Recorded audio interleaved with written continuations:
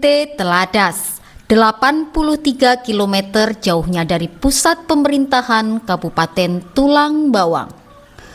Bagi saya, Kusnul Khawati, seorang guru di SD Negeri 01 Waidente, jarak ini adalah pertaruhan.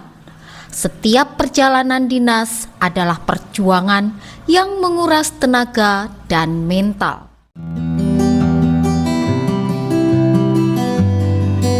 Namun, tantangan terbesar ada di dalam kelas. Rapor mutu pendidikan tahun 2025 menunjukkan jurang kompetensi yang menganga. Ditambah lagi, kelangkaan alat peraga, terutama untuk pelajaran IPAS, membuat pembelajaran menjadi verbalistik dan membosankan. Ironisnya, 95% murid di kelas memiliki HP Android. Alat yang seharusnya menjadi jendela ilmu justru menjadi sumber distraksi utama. Bagaimana mengubah ancaman ini menjadi aset? Inilah misi dari praktek mBright yang saya rancang. Saya menyadari fondasi utama adalah empati. Saya harus merangkul 21% murid dari keluarga rentan dan meyakinkan mereka bahwa HP bukanlah simbol perbedaan, melainkan alat untuk mengejar ketertinggalan. Saya jelaskan kepada mereka, HP kalian ini adalah laboratorium virtual termurah di dunia. Jangan sia-siakan.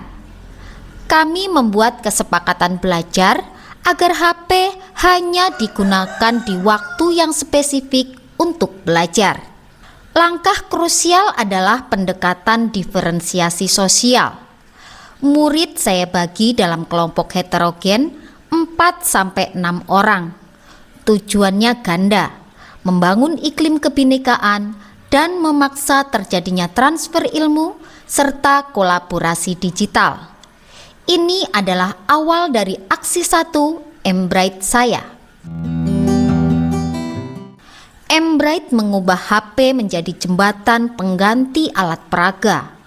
Untuk topik kemerdekaan dan peristiwa di sekitarnya, ketika tidak ada replika fisik, mereka menggunakan Google Search untuk melakukan tur virtual arsip foto resolusi tinggi sambil membaca narasi literasi digital. Keterampilan numerasi diintegrasikan langsung. Murid menggunakan Google Maps untuk menghitung jarak tempuh atau waktu perjalanan, mengaplikasikan konsep skala dalam konteks sejarah. Ini bukan hanya tentang teknologi, tapi karakter. Melalui peer tutoring, murid yang mahir digital mengajarkan navigasi, dan murid dari keluarga stabil membantu teman rentan memahami konteks sejarah. Kebinekaan terwujud dalam kolaborasi. Di akhir proyek, mereka menyajikan temuan dalam format digital storytelling sederhana yang dibuat langsung dari HP.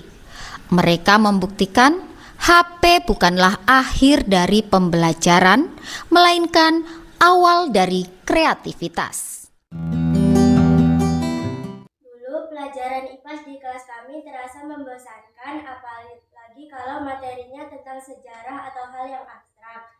Kami sering hanya melihat gambar di buku, jadi susah membayangkan isinya. Semua jadi berbeda. Belajar menggunakan HP atau ponsel tidak lagi hanya untuk bermain, melainkan menjadi alat yang keren untuk mencari tahu. Kami memakai HP untuk mencari informasi sejarah di internet dan membuat video presentasi.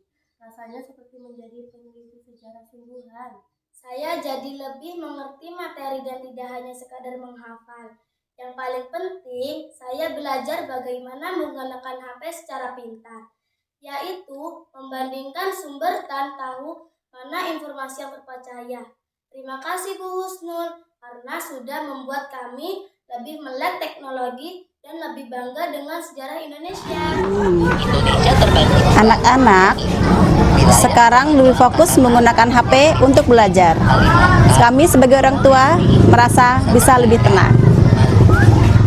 Setelah melihat praktik baik yang dilakukan oleh Bu Husnul, saya terinspirasi untuk menerapkan mobile bridging dalam mata pelajaran agama Islam yang saya ampu. Hasilnya, murid lebih termotivasi untuk belajar dan hasil belajarnya meningkat. Transformasi ini sungguh cerdas sebab berhasil mengubah keterbatasan alat peraga dan distraksi ponsel menjadi alat analisis serta visualisasi data yang memberdayakan murid.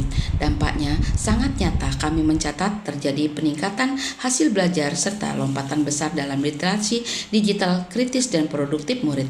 Model ini terbukti efektif, berbiaya rendah dan berkelanjutan, memastikan SD Negeri 01 Waidente mencetak generasi melek teknologi. Karya ini menunjukkan bahwa kreativitas dan kepedulian guru dapat mengubah keterbatasan menjadi sebuah peluang, serta membentuk budaya belajar aktif dan mandiri di kelas. Praktek baik ini layak menjadi inspirasi bagi para guru untuk terus berinovasi dalam semangat GTK transformatif 2025. Hasilnya tak terbantahkan.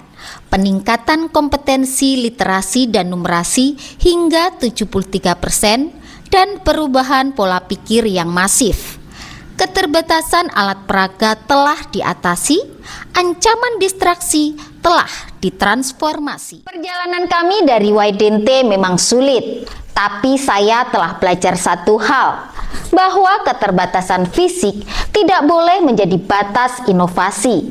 Seorang guru harus menjadi agen transmutasi, mengubah ketiadaan menjadi keberlimpahan, dan memastikan setiap murid layak mendapatkan masa depan yang cerah.